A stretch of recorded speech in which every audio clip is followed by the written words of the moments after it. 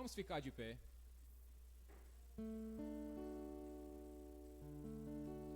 Salmo 95 vai nos dizer: cantemos ao Senhor com alegria, aclamemos a rocha da nossa salvação. Meus irmãos, nós estamos aqui para louvar e bendizer o nome do nosso Deus, do nosso Salvador.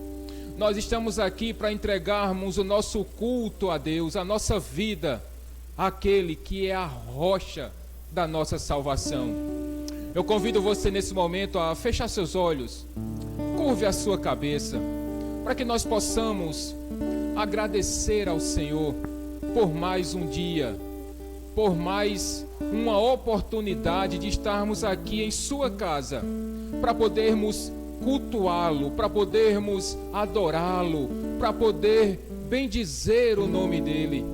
Pai amado, querido e santo Deus, te agradecemos, Senhor, porque até aqui o Senhor tem nos ajudado. Obrigado, Pai querido, porque o Senhor permitiu que cada membro dessa igreja estivesse aqui em tua casa hoje. Obrigado, Pai Santo, porque o Senhor tem nos concedido tantos livramentos. O Senhor tem nos abençoado com alimento em nossa mesa. O Senhor tem permitido, Pai querido, que nossos familiares estejam bem, com saúde. Oh Deus, obrigado porque estamos com nossas contas pagas, crianças, filhos com saúde, Deus. Nossos casamentos que estão sendo bem guardados por Ti, Pai amado.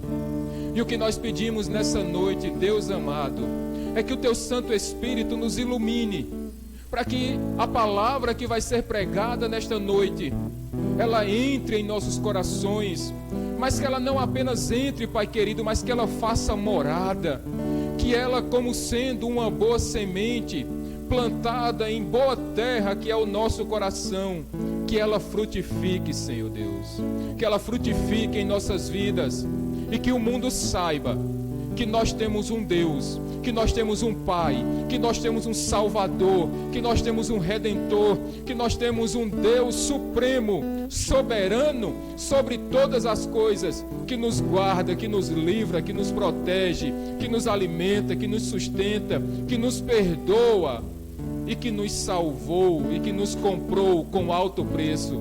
Por isso estamos aqui, Senhor Deus, para louvar e bendizer o Teu santo nome. Vamos louvar ao Senhor, meus irmãos. Graça e paz.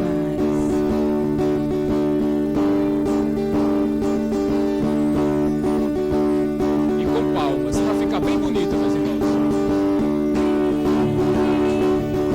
Essa é a hora da adoração. Vem, dá em mim meu coração.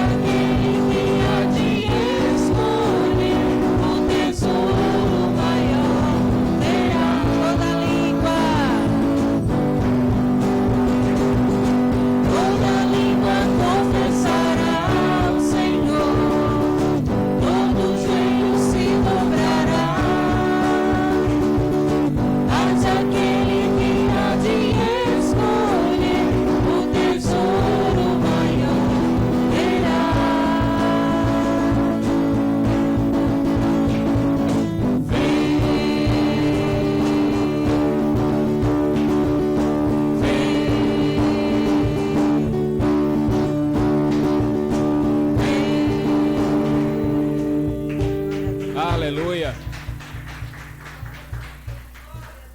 Haverá um dia que todo joelho vai se dobrar, que toda língua vai confessar que só o Senhor é Deus. E será um dia de júbilo para nós, meus irmãos, porque o que nós já sabemos, todo mundo vai ter que confessar. Crentes e não crentes, salvos e não salvos, eleitos e não eleitos, todos eles vão ter que dobrar os seus joelhos e confessar que só o Senhor é Deus. Aleluia.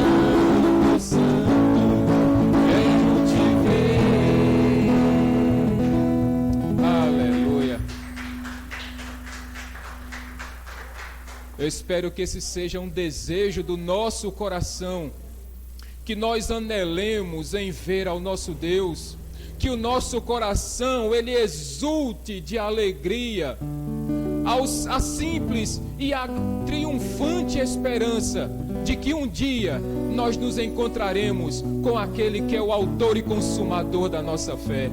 Aleluia. Vamos louvar, meus irmãos. Se não for para te adorar, para que eu nasci? Se não for para te servir, porque eu estou aqui? Se eu quero te adorar, Senhor, estou aqui.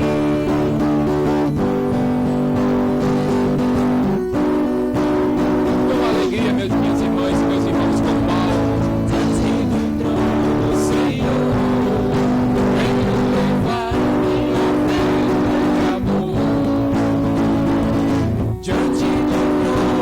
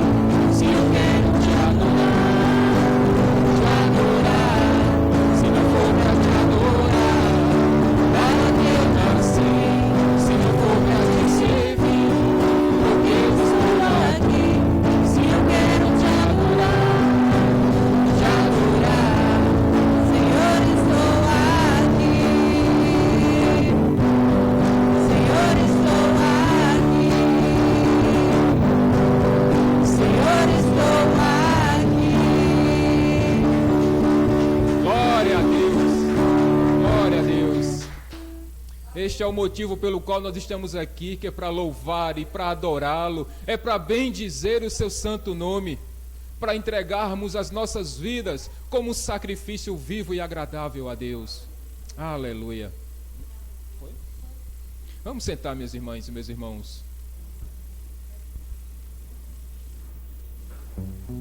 Hoje nosso músico titular está de volta, depois de um culto de folga, mas ele disse que soldado de folga no quartel, ele quer serviço. Ele disse: eu quero servir, eu quero tocar. Diga aleluia. Aleluia. Ele disse que não quer ficar parado em casa, ele quer tocar. Então, que assim seja. E outro problema, minhas irmãs e meus irmãos, é que o nosso músico em casa é um perigo. Que aí os quilos vão aumentando, vão chegando. É melhor ele estar aqui na igreja. É melhor ele estar aqui para louvar. Comendo cuscuz com camarão, comendo bacalhau, ovo soprado e por aí vai. Ai, Jesus. Mas louvado seja Deus que Ele está de volta. Minhas irmãs, meus irmãos, antes de ontem, o pessoal mais uma vez veio aqui para tentar fazer com que aquele vazamento do telhado pare de vazar, que ele pare de derramar águas. Estamos tentando, minhas irmãs e meus irmãos, e um momento ele vai dar certo, em nome de Jesus. Vai chegar uma hora que vai parar de vazar, vai parar de pingar, e é para isso que a gente tem trabalhado incessantemente.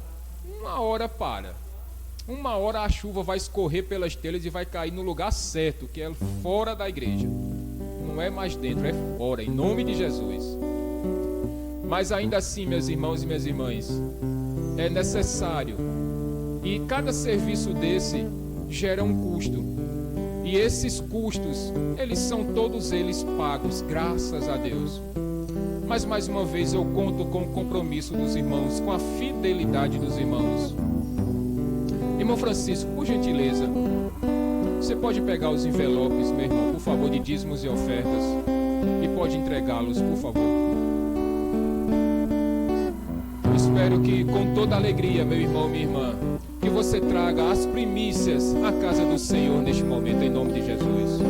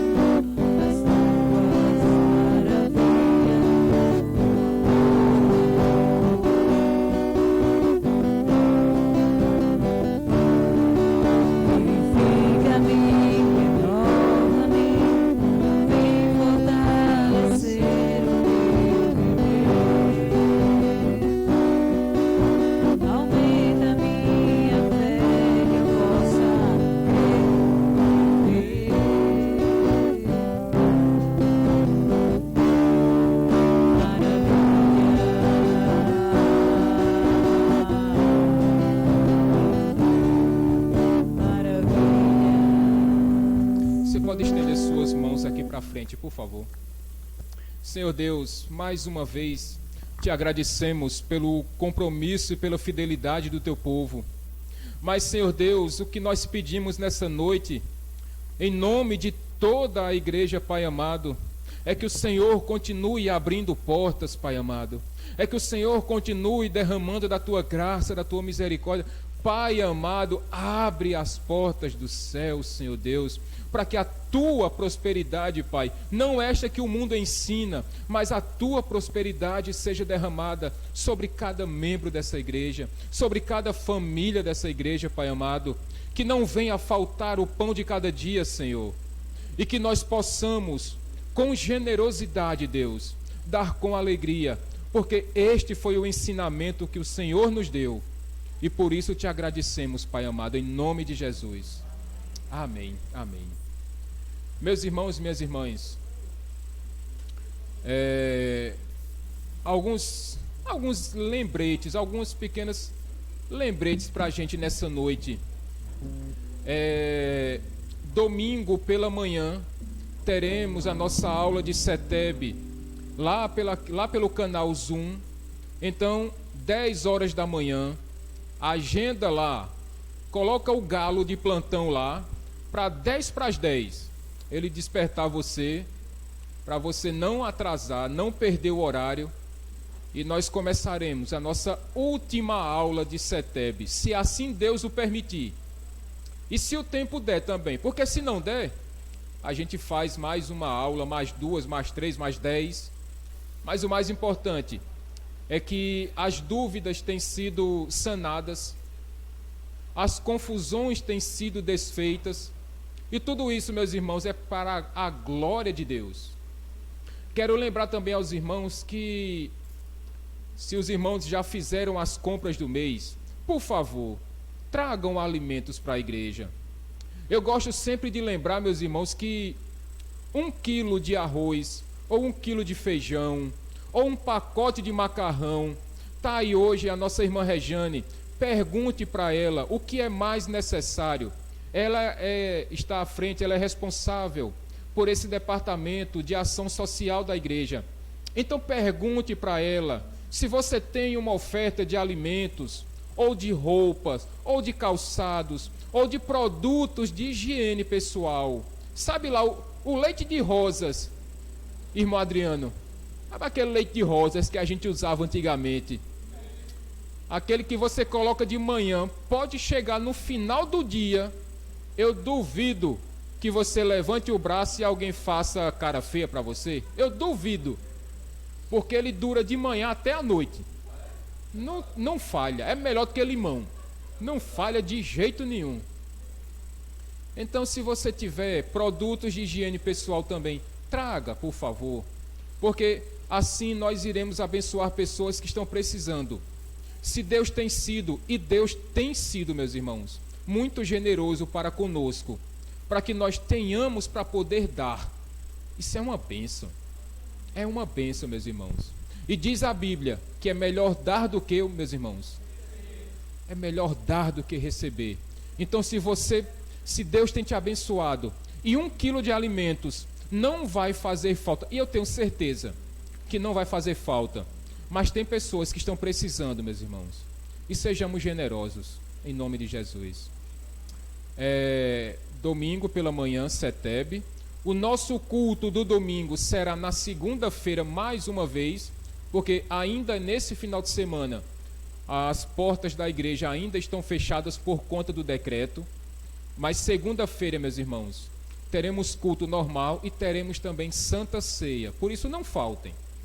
Não faltem. Se possível, tragam convidados. Convida aquela pessoa que você sabe que ela vai lhe dizer não, mas vá orando, ô Espírito Santo, quebranta, amolece o coração desta pessoa e convide. E deixe que o Espírito Santo se encarregue do resto. Mas faça o convite. Chame para a igreja.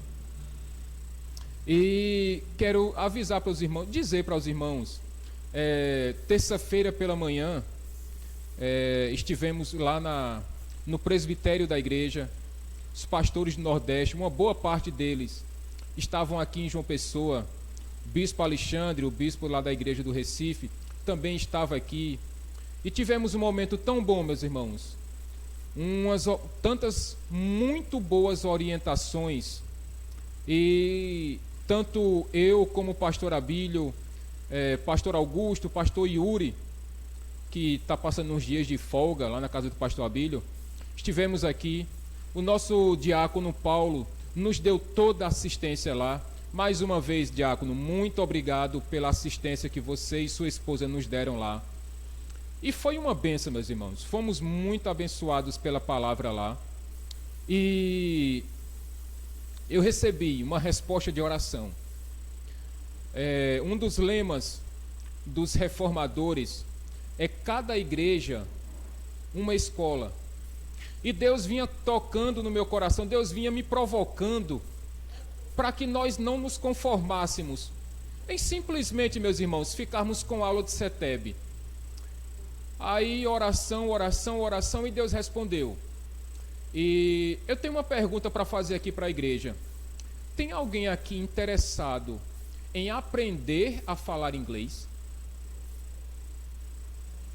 Se tiver, me procure no final do culto, porque nós vamos abrir uma turma aqui na igreja para você que quer aprender a falar inglês, para você que quer aprender a escrever, ler e escrever em inglês. Nós vamos ter um momento de como é que chama, Davidson? De conversação. Nós teremos também aulas de conversação para você chegar dando good morning para todo mundo aqui de João Pessoa. Então, final do culto, me procure. Nós vamos fazer uma relação. E mais, meus irmãos e minhas irmãs, este curso de inglês não é apenas para a nossa igreja, mas nós vamos utilizar este curso de inglês como um instrumento de evangelismo. Então, convidem pessoas, digam que vai ter um curso de inglês aqui na igreja. O objetivo, evidentemente, não é somente aprender inglês, mas é evangelizar pessoas. É alcançar almas para Cristo através do evangelismo e do curso de inglês também. Então, desde já, Carol, nossa digital influencer, comece a divulgar nas redes sociais para que nós convidemos pessoas e assim que nós fecharmos a primeira turma, nós daremos início a este curso de inglês. Há um segundo curso a caminho. Como é que é o nome daquele material lá, Davidson? Não, aquele outro negocinho lá, ó. Biscuit, é porque eu só lembro de biscoito. Mas teremos também uma turma de biscuit. Esse vai ser um pouquinho mais para frente. Mas desde já, meus irmãos e minhas irmãs, comecem a espalhar este curso. Isso vai ser uma ferramenta de evangelismo para a nossa igreja, para que mais pessoas possam, através do curso de inglês, ouvirem também a palavra de Deus, porque este é que salva. A palavra é que vai nos salvar. O curso de inglês vai ser para você poder evangelizar, inclusive em inglês. Mas isso tudo só tem uma única finalidade, meus irmãos. É para a glória de Deus. Tudo o que nós estamos fazendo aqui é para a glória de Deus, inclusive este curso. Então, final do culto, me procure. A gente vai começar a fazer uma relação das pessoas que estão interessadas e mais, convidem estas pessoas. Amém, meus irmãos? Dito isto, acho que não temos mais avisos. Irmão Adriano, por gentileza.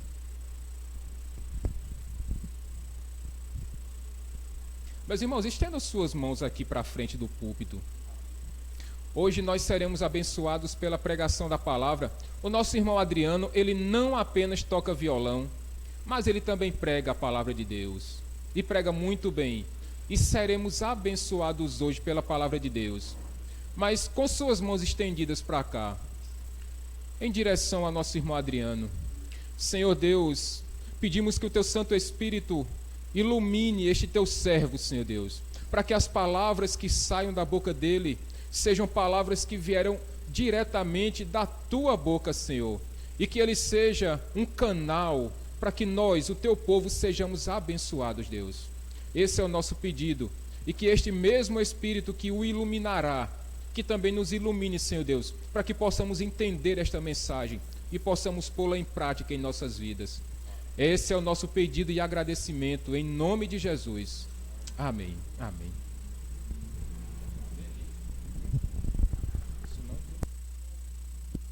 Oi.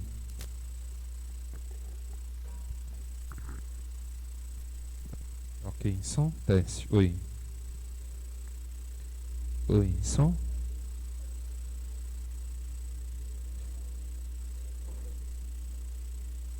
Ok. Os irmãos estão me ouvindo? Tá para ver? Graça e paz, amém, irmãos? Fico grato a Deus por mais uma oportunidade de estar aqui com os irmãos dessa vez para meditarmos na palavra do Senhor. Prometo não ser longo, mas até meia-noite a gente sai daqui. Luciano, falando de aula de inglês, eu tenho um trauma com o inglês. Não sei se alguém aqui tem, porque eu passei o ensino médio só aprendendo sobre verbo to be. Verbo to be, verbo to be. Eu já não aguentava mais ver a professora, que toda vez que ela ia ver, vamos ver hoje, já sei, verbo to be. Só foi o que eu aprendi, né? Então eu queria convidar você a abrir a palavra do Senhor no texto de Salmo, capítulo 20, Salmo 23. Eu quero compartilhar com os irmãos esse salmo. Falou muito ao meu coração esses dias.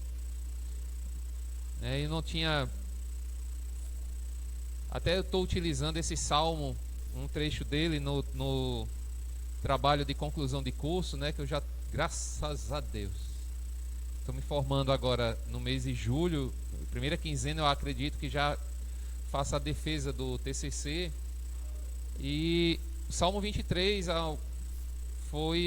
um dos temas, né, do que está lá no nosso trabalho. Então esse salmo ele falou muito ao meu coração, até mesmo acho que foi quarta-feira, não foi, Luciano? Lá na nossa igreja, quando o pastor Augusto falou sobre ele. E eu quero compartilhar com os irmãos nessa noite esse salmo. Amém?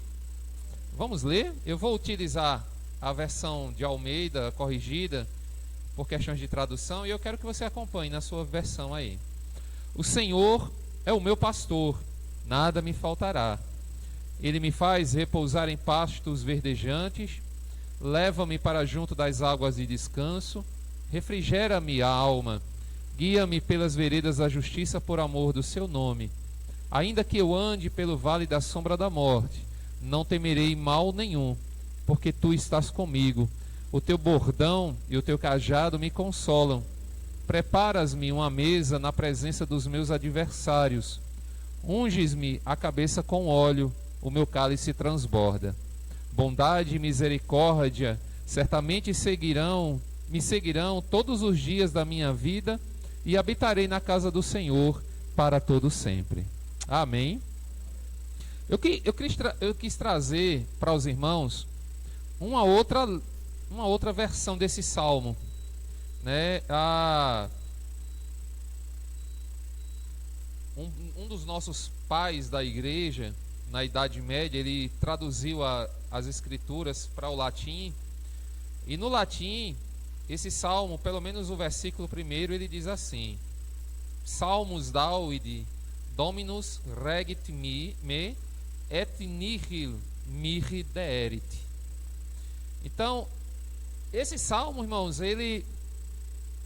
acredito que ele é o mais conhecido de todos os salmos da Bíblia.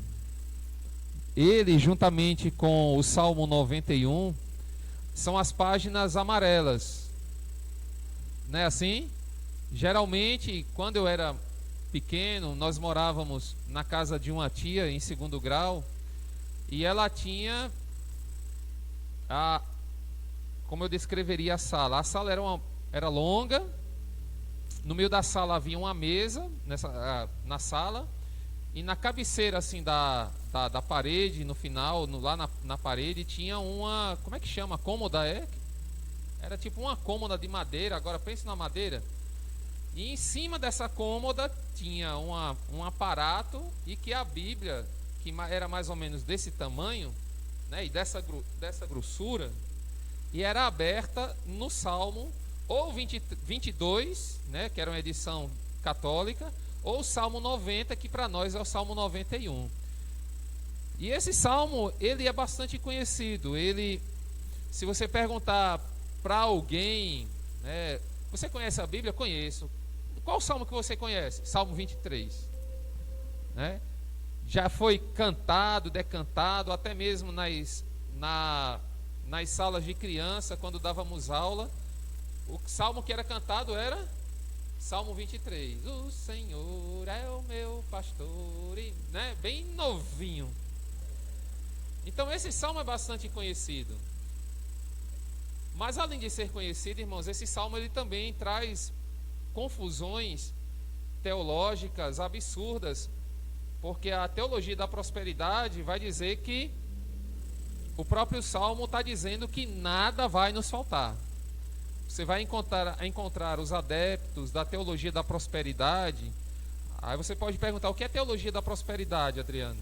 A teologia da prosperidade é aquela que diz que o crente não adoece, que o crente não passa dificuldade financeira, que o crente tem carro bom, tem casa boa, tem tudo do bom e do melhor, né? Que você tem que dar o dízimo porque a obrigação de Deus é lhe abençoar.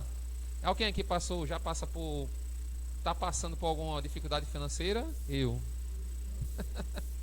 Alguém aqui adoeceu? Eu. Covid. Pense num negocinho ruim. Então eles vão pegar esses salmos, irmãos, e vão colocar e dizer que nada vai nos faltar. Realmente, nada nos faltará. Diga amém. A panela cheia não vai nos faltar, né? O dinheiro no bolso não vai nos faltar, mas também a tribulação não vai faltar, né? A perseguição não vai faltar. Então nada vai nos faltar, porque o salmista está dizendo que nada vai nos faltar. Mas eu queria meditar com os irmãos e trazer algumas lições, não aqui o pastor Augusto trouxe, mas algumas lições que estão aqui nesse salmo. Observe comigo. A primeira coisa, o primeiro versículo diz, Davi escrevendo, porque este é um salmo de Davi. Davi diz assim: o Senhor é o meu pastor. E eu queria que você não olhasse para esse nada me faltará nesse momento. A gente vai falar dele depois. Se você tirar o nada me faltará, o que vem a seguir no salmo, ele não perde a conexão com a frase anterior, porque se você observar, ele vai dizer assim: o Senhor é meu pastor, ele me faz repousar em pastos verdejantes, leva-me para junto das águas de descanso, e por aí vai. Então veja que não há uma quebra de sentido do texto quando você tira a expressão nada me faltará. E o interessante desse salmo é que você vê duas características do próprio Senhor aqui. A primeira característica, o Senhor como pastor, versículo 1. E a segunda característica desse mesmo Senhor sendo um anfitrião que te leva a sentar numa mesa, que está registrado no salmo, no versículo 5. E nós vamos observar algumas lições aqui nesse salmo, irmãos. Talvez a minha tradução, João Ferreira de Almeida, ele tenha traduzido de uma forma diferente. A NVI, alguém tem aqui a Nova Versão Internacional? O que é que diz aí na Nova Versão Internacional? Versículo 1. De nada terei falta. Essa tradução da NVI, ela se parece muito com aquilo que está registrado aqui na Vulgata, no latim. Porque no latim, quando ele diz o versículo 1, deixa eu só abrir aqui, que lá na Vulgata Latina é o Salmo 22, a expressão que ele usa, o Senhor, né, me pastoreia e nada faltará para mim. Então observe que o que mais se aproxima do sentido do texto, no sentido no que está lá no original, né, se é que podemos dizer assim, essa expressão de que o Senhor é o meu pastor e de nada terei falta, ou nada faltará para mim. Davi está usando, irmãos, observe, o pronome ele é possessivo, é meu, né? Davi diz assim: é meu pastor, não é de mais ninguém. Por que Davi diz isso? Havia uma coisa interessante em Davi, que mesmo que Davi pecasse, como Davi pecou, ele tinha um senso de justiça, de que mesmo pecando, ele não abria mão desse relacionamento com Deus. Como é que a gente entende isso? Observe que lá em 1 Samuel, quando Davi peca com Betseba, e passa-se muito tempo, porque você imagina o seguinte: Israel estava em guerra, a distância de Jerusalém para onde eles estavam, para o local da guerra, não era daqui como na esquina, levava-se dias. Então, Davi olha Berseba tomando banho, Davi manda chamar Urias, e quando ele manda chamar Urias, Davi já havia pecado, e a distância de Urias para chegar até onde Davi estava demorava algum tempo. Alguns vão dizer alguns meses, a gente não tem a precisão exata, mas não era tão perto. E Davi maquina todo aquele pecado, maquina toda aquela artimanha, né? Urias volta para o campo de batalha, é colocado na frente do exército, é morto. Então veja que não há um tempo, a gente quando lê, a gente imagina que é como se fosse amanhã, né? Assim, eita, aconteceu amanhã, vai acontecer isso aqui num dia posterior. Não, levou-se um tempo.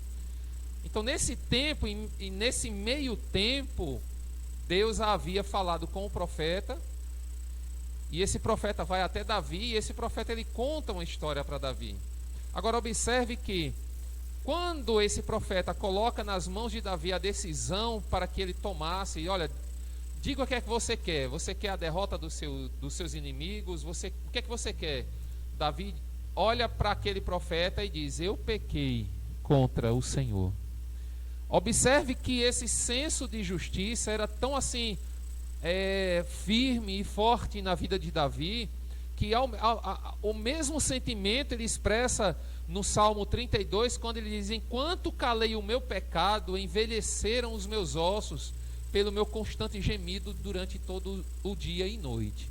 Então Davi ele tinha esse senso de justiça, ele não permitia que a idolatria, mesmo pecando, ele não permitia que a idolatria e a substituição do lugar de Deus na sua vida fosse substituída.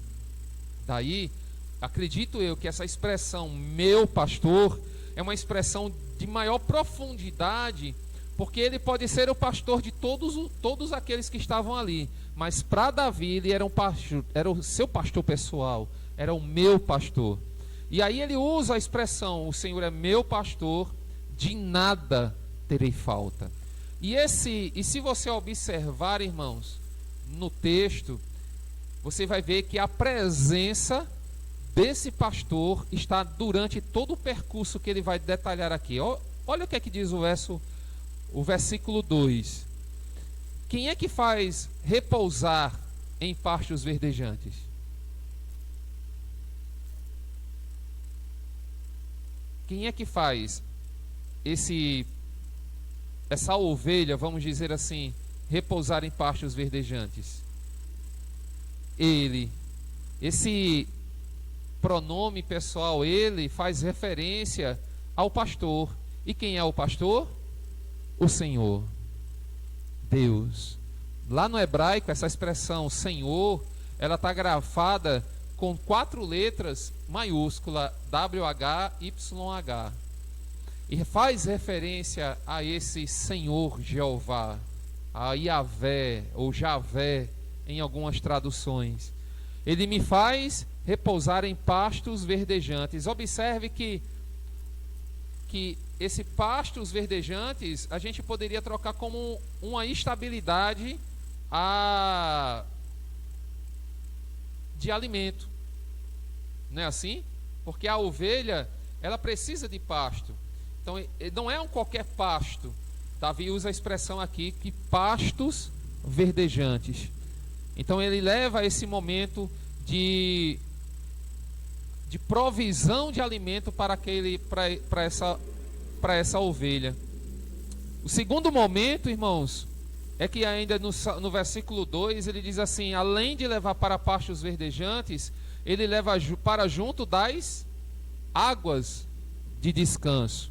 E essa expressão de descanso, há quem diga, alguns historiadores afirmam que a ovelha ela se assusta com qualquer coisa. Então daí a necessidade de levar para um lugar em que as águas sejam águas de descanso, sejam águas tranquilas. Versículo 3: ainda há esse momento de tranquilidade. refrigera-me a alma, guia-me pelas veredas da justiça. Então vejam que do versículo 2 até o versículo 3, existem esses momentos em que há um momento de provisionamento, onde ele leva as ovelhas para um pasto verdejante, e a referência aqui é sempre ao pastor. Ele leva para águas de descanso e ele leva para guiá-las por veredas de justiça. Alguns acreditam que essa vereda de justiça serão os caminhos melhores para que a ovelha passe. Observe que há um cuidado inerente nesse pastor. E há um cuidado tão forte, irmãos, que não há possibilidade dessa ovelha se perder, porque o pastor é que conduz essa ovelha. Então, nós podemos tirar uma grande lição aqui, irmãos, é que Deus está nos conduzindo a pastos verdejantes. Deus está nos conduzindo a águas de descanso. Deus está nos conduzindo a esse refrigerar de alma quando Ele nos guia por veredas de justiça. E olha o que é que diz o versículo 4. Ainda que eu ande pelo vale da sombra da morte, não temerei mal nenhum. Por isso é que eu fiz essa pequena dinâmica de mostrar que se não vai faltar alimento, também luta não vai faltar. Mas olha que expressão interessante o salmista usa, essas duas palavrinhas, ou ainda que. Isso dá a ideia, irmãos, de que mesmo que nós passemos por momentos difíceis, não temeremos mal algum, porque tu estás comigo. Tá difícil, é difícil. Mas eu costumo brincar e dizer que essa expressão é difícil, é um negócio grande e o camarada ainda constrói. Por isso, irmãos, nós não precisamos temer mal nenhum. Agora, um detalhe interessante. Você já teve a oportunidade de observar que a ovelha de vez em quando gosta de comer o pasto dos outros? Não é assim? De vez em quando a ovelha quer pular o cercado.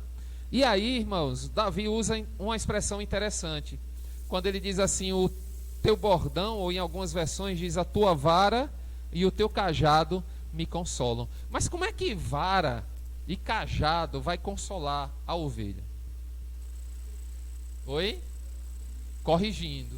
Mas parece uma coisa assim dura, porque a vara, vão dizer alguns, servia para quebrar a perna da ovelha. Tem um lugar, eu não me recordo agora, que o pastor vai chegar perto da ovelha e vai dar aquele toquezinho assim, tá, e a ovelha vai começar a mancar, e aí o pastor ele leva essa ovelha sempre perto dele, porque ela está ferida. Mas qual é o sentido, irmãos? É para que ela não pule para o cercado do vizinho. E ovelha gosta de pular para o cercado do vizinho. Eu não sei o que é que tem. A ovelha só quer, o pasto de fulano é melhor, a grama lá é melhor, a água é melhor. Aí o pastor vem e dá uma quebrada na junta, e com o cajado ele puxa a ovelha para perto. Você já se sentiu assim? Quando você às vezes quer dar um pulado lá, e o pastor vem, "Cê, moço, vem cá", aí, tome, quebra suas pernas. Aí você vem mancando, e o pastor com o cajado ele puxa para perto. A mesma coisa somos nós, irmãos. A comparação que Davi faz, e o que nós podemos tirar de lição aqui, é que esse bordão, essa vara e esse cajado, para nos consolar, às vezes aparentemente vai doer. Aparentemente vai fazer com que a gente sofra, com que a gente chore, vai fazer com que a gente às vezes sofra um arranhão, mas isso é para demonstrar que esse pastor, ele ama a sua ovelha, né? Eu estava observando, né, e conversando com uma pessoa. A gente vive uns dias meio esquisitos, já pararam para observar isso? A gente vive uns dias assim que, peraí, ou esse camarada é crente e esse camarada aqui não é. Parece que você vive essa dualidade, esse negócio assim, ó, eu sou crente na igreja, fora da igreja eu não sou. E eu estava observando, irmãos, o quanto nós, ovelhas, né, temos sofrido. Porque há uma briga em que pastores estão se degladiando, líderes de igreja estão se degladiando, pecados estão sendo expostos em redes sociais.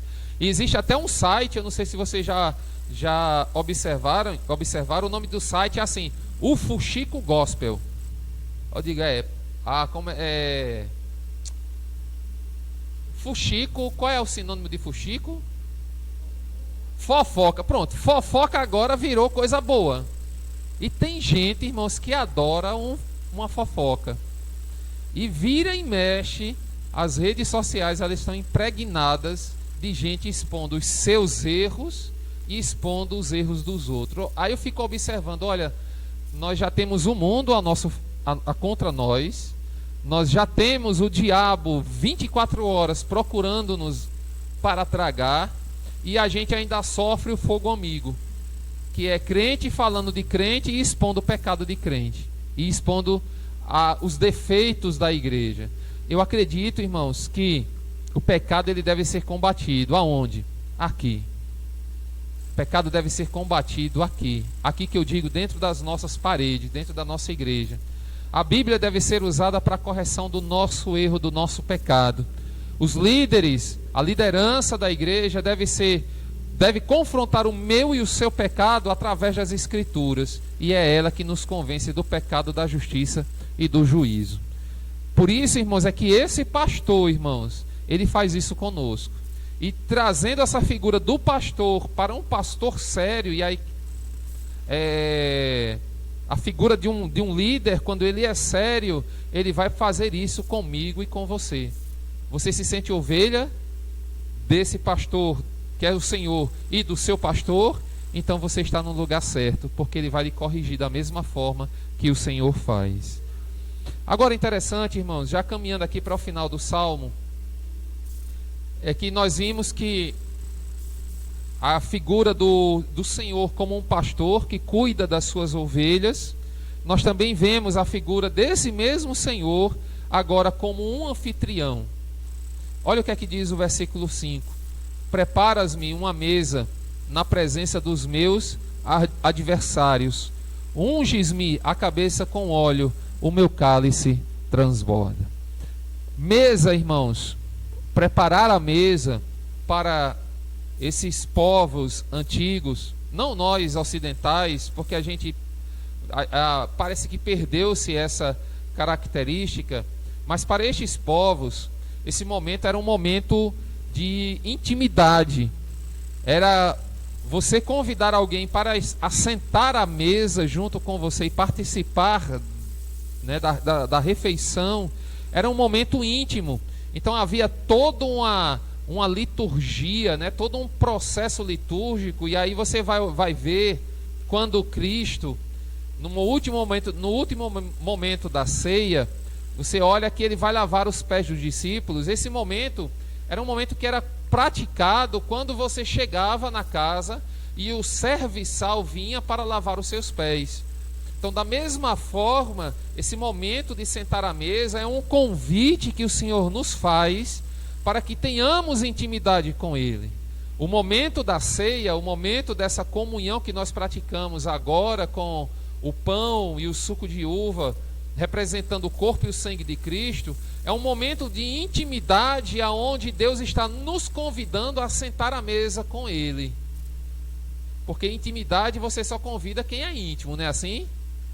Então esse momento de intimidade, esse momento da mesa e na presença desses adversários, a gente não tem se Deus está fazendo isso mostrando para os adversários de Davi, ou se isso é uma alegoria em relação ao momento em que Davi poderia convidar os seus inimigos. Talvez não há essa sutileza no texto, a gente não tem como saber disso.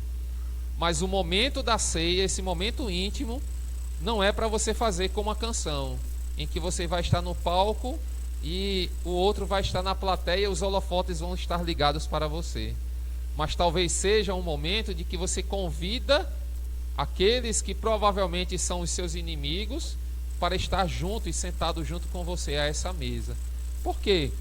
Porque diz a palavra que todas as vezes que a gente faz isso com uma pessoa que a gente supõe ser o nosso inimigo, nós amontoamos brasas vivas sobre a cabeça dele. Talvez seja isso que Deus esteja mostrando para Davi, e há essa intimidade é tão grande que o próprio Senhor que prepara essa mesa, ele unge a cabeça com óleo a ponto do cálice transbordar. Fartura dentro dessa mesa. Amém? E por último, irmãos, o versículo 6, ele diz assim: bondade e misericórdia certamente me seguirão todos os dias da minha vida, e habitarei na casa do Senhor para todo o sempre. Olha que coisa interessante.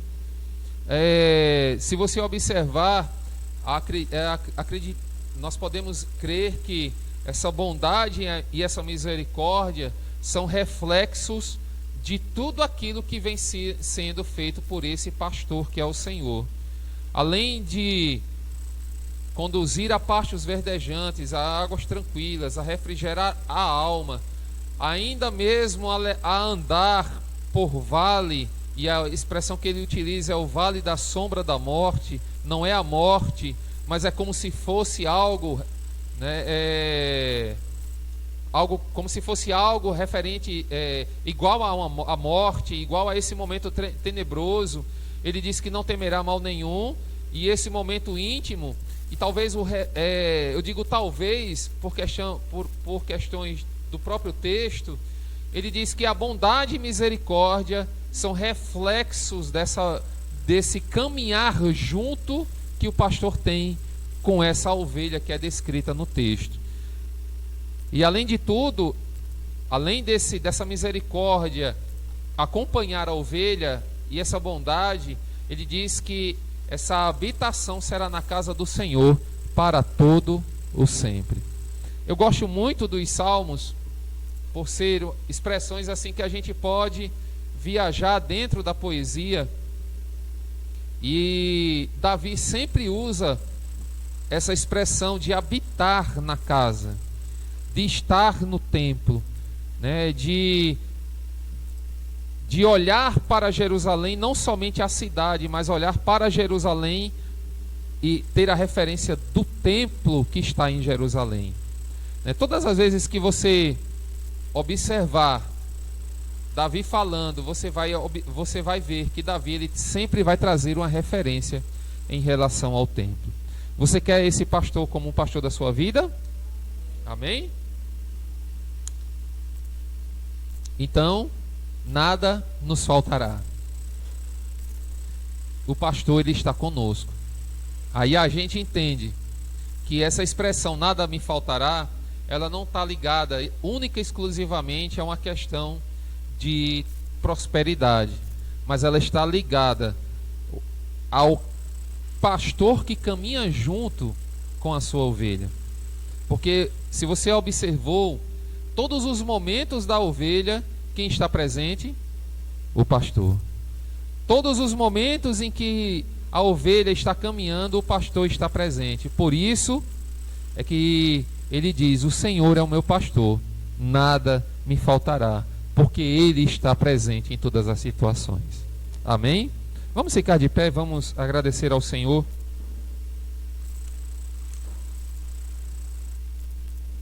Querido Deus, em nome de Jesus, obrigado por Tua palavra. Obrigado, Senhor amado, porque o Senhor está conosco. A Tua vara e o Teu cajado nos consolam. Ó Deus, se ainda não temos essa confiança como o salmista Davi, que o Senhor aplique, Deus amado, aos nossos corações, que possamos descansar em Ti, Senhor. Ó Deus, nos momentos tumultuosos, como diz o próprio texto, Senhor, ainda que nós venhamos a andar por vales da sombra da morte, ainda que venhamos a andar, Deus, por questões tumultuosas na nossa vida, que possamos olhar, Senhor, e ver que o Senhor está conosco, assim como o Senhor estava no barco com os discípulos. Que o Senhor seja o nosso pastor, que o Senhor nos possa guiar por pastos verdejantes, Que o Senhor possa refrigerar a nossa alma. Ó Deus querido, em nome de Jesus. E acima de tudo, que nós possamos sentar à mesa contigo, Pai. Um momento de confiança total, Senhor. Um momento de intimidade com o Senhor, Pai. Ó querido Deus, em nome de Jesus.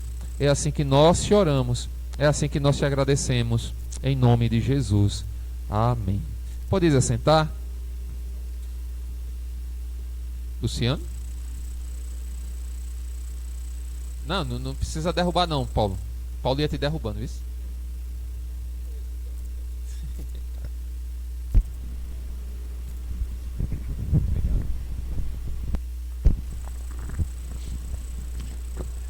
Nós só temos aqui para agradecer ao nosso irmão Adriano pela belíssima mensagem, pela belíssima exposição deste salmo. E todas as vezes, meus irmãos, quando eu me deparo com esse salmo, eu fico pensando na ovelha. E como os irmãos bem sabem, principalmente quem veio do interior, sabe que a ovelha, ela é míope. E então, meus irmãos, é necessário que o pastor esteja próximo, esteja perto, Rosinaldo, porque sendo a ovelha míope, ela pode andar por lugares perigosos.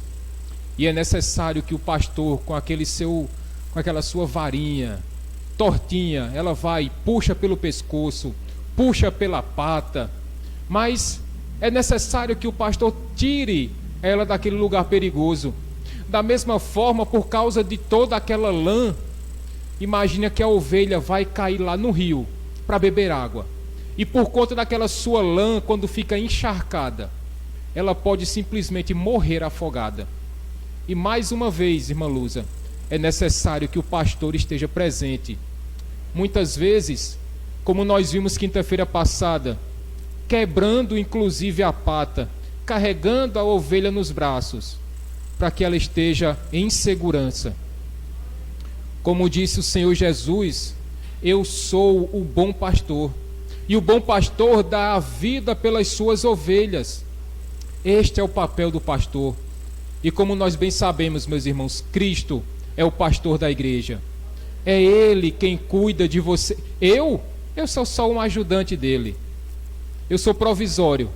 Mas o Senhor Jesus, Ele é o pastor permanente da igreja. E Ele tem cuidado de nós, meus irmãos. E certamente quando você vai tomar café, almoçar, jantar, e você lembra desse versículo: o Senhor é o meu pastor, e de nada terei falta.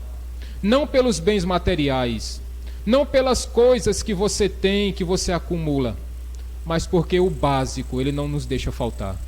Vamos ficar de pé, meus irmãos. Feche seus olhos, por favor. Senhor meu Deus, mais uma vez te agradecemos. Pedimos, Pai querido, que esta belíssima mensagem que foi exposta nessa noite sirva, meu Deus, de combustível para que nós não murmuremos, para que nós não reclamemos das situações difíceis, mas que os nossos olhos estejam voltados para o alto, porque o Senhor Jesus continua assentado à destra do Deus Pai Todo-Poderoso, intercedendo por cada um de nós. Ele é o bom pastor, Ele tem nos protegido, Ele tem nos livrado dos males da vida. E é somente nele que nós confiamos, é somente nele que nós nos regozijamos. Obrigado, meu Deus, por mais um culto. Obrigado por mais uma belíssima exposição, este belíssimo alimento que o Senhor tem dado para as tuas ovelhas, que somos nós. Te agradecemos, Pai Santo, em nome de Jesus. Amém. E vamos terminar mais uma vez, meus irmãos, este culto louvando ao nosso Deus. Eu espero você domingo pela manhã, lá no Zoom, no nosso CETEB. E segunda-feira, eu aguardo você aqui na casa do Senhor, para que nós possamos ser alimentados pela boa palavra do Senhor e possamos também participar da celebração da Santa Ceia. Que Deus te abençoe rica e abundantemente. Uma boa noite e eu aguardo vocês. Até a próxima.